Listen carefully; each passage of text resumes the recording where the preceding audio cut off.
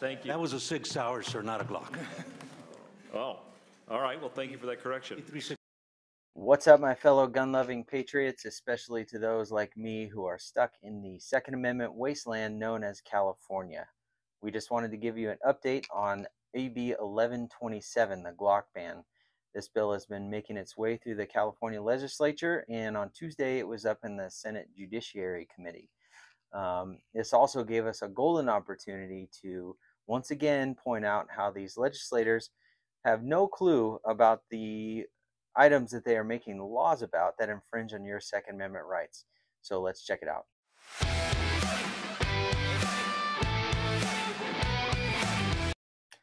All right, AB 1127, the Glock ban. This bill would ban all new sales of Glocks that are available on the roster in the state of California.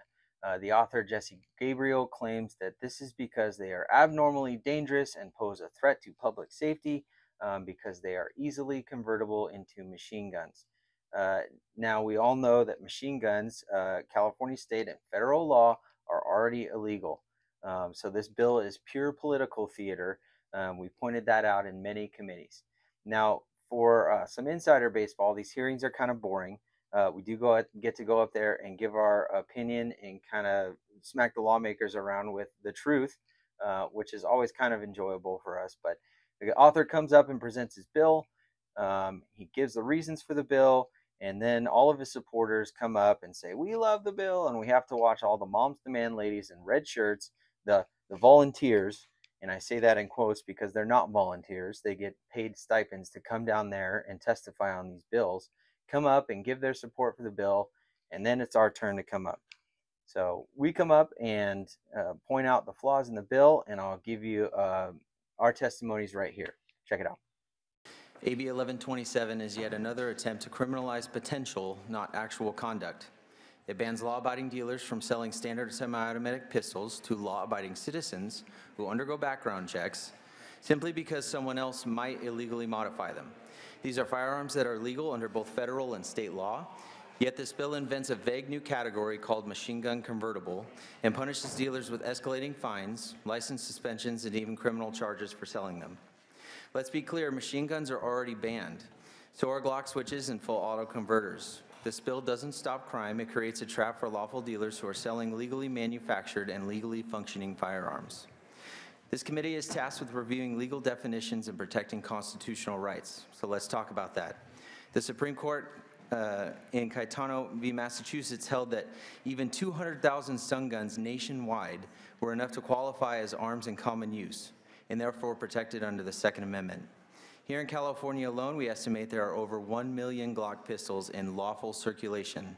If 200,000 nationwide is common use, how exactly do we justify banning when approximately 1 million exists in just a single state? Under Bruin, the test is clear. If a firearm is commonly possessed for lawful purposes, it cannot be banned. AB 1127 directly violates that principle. It punishes firearms not for what they are, but for what someone might illegally do with them. This legislative body continues to waste taxpayer dollars crafting unconstitutional laws that inevitably get challenged and overturned in court.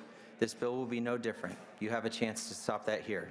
And if these pistols really are so dangerous, why does this bill still allow ownership and private transfers? It's not public safety, it's legislative theater at the expense of constitutional rights. We urge a no vote. Thank you. All right, next witness, please. Mr. Chairman and members, Sam Paredes representing Gun Owners of California and the California Rifle and Pistol Association. The author continues to mention a narrative that is completely incorrect. The manufacturers have in fact modified their gun designs in order to prevent these illegal conversions into machine guns. They have done that, not only Glock, but other manufacturers. But California does not allow them to be sold in the state of California because of the rules and regulations of the roster. And even if they were, the simple tools that would be needed to defeat the design changes are the same tools that you can use to modify any semi-automatic pistol into full auto, whether it's a striker fired like the Glocks or a hammer fired like all of the others. Out of the estimated 1 million lawfully owned Glock pistols in California, only a small number have ever been documented as illegally modified and recovered in connection with crimes. Meanwhile, the lawmakers are pointing out that 5,800 Glock switches have been recovered nationwide. But that's not California. And even if all of them were found in California, that would equate to less than 1/10,000% of the legally owned guns are converted. I got a few seconds left, Senator. Thank you. But in fact, of the documented Glock converted guns in California, the number is actually less than 1/2 of 100,000% of the legally owned guns have ever been converted and used in the commission of a crime in California. This is a ban. This is a ban. You grandfather guns in, and then you say no one else can buy them. So of the 40 million people, it's actually dwindling, people in California who will no longer be able to buy these guns. That's a ban. Thank you very much. Will be declared unconstitutional. We oppose this bill. Thank you. Thank you. So after we give our testimony, it then goes back to the author. He's allowed to respond to anything that we might say. Typically they don't, and even when they do admit that the bill might be unconstitutional, they really don't care, and they just want to pass it anyways and let the courts decide later.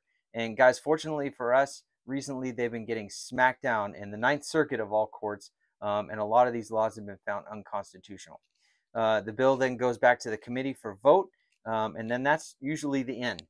This time, though, the Senate Judiciary Chairman, Senator Umberg, decided it would be a great idea for him to make a joke about California's newest gun owner, and apparently now a gun guy, and Second Amendment supporter, Governor Gavin Newsom. And watch how stupid he makes himself look in this video. No other questions or comments. We'll see what California's newest Glock owner has to say about this bill. Governor Wilson. No, excuse me, I'm dating myself. Governor Newsom, Governor Newsom. All right, thank you. That was a Sig Sauer, sir, not a Glock. Oh, all right, well, thank you for that correction. 365. All right. California compliant. So guys, as you can see, these lawmakers have zero clue when it comes to guns or the Second Amendment in general. Now, AB 1127 is making its way through the committee process. There's a summer recess coming up for 4 weeks. Then the bill is up in the Appropriations Committee, which deals with the financial impacts of the bill. And then it's going to go to the Senate for a floor vote. And we can't fight this bill without your guys' help. So at gunownersca.com, that's gunownersca.com, we have set up our Legislative Action Center where you guys can go log on and send a pre-written letter to your representative. Guys, we can't fight these bills alone, so any help that you can give us is greatly appreciated. And if you like this video, go ahead and hit the subscribe button. If you want to see the full testimony for AB 1127, we're going to put that link in the description below this. And if you guys want to join Gun Owners of California, it will be greatly appreciated. Your donations go directly to help us fight these bad bills in the Capitol, and also to fund the lawsuits if these bad bills do indeed get passed. So go to gunownersca.com and help us out. Until next time, thanks everybody.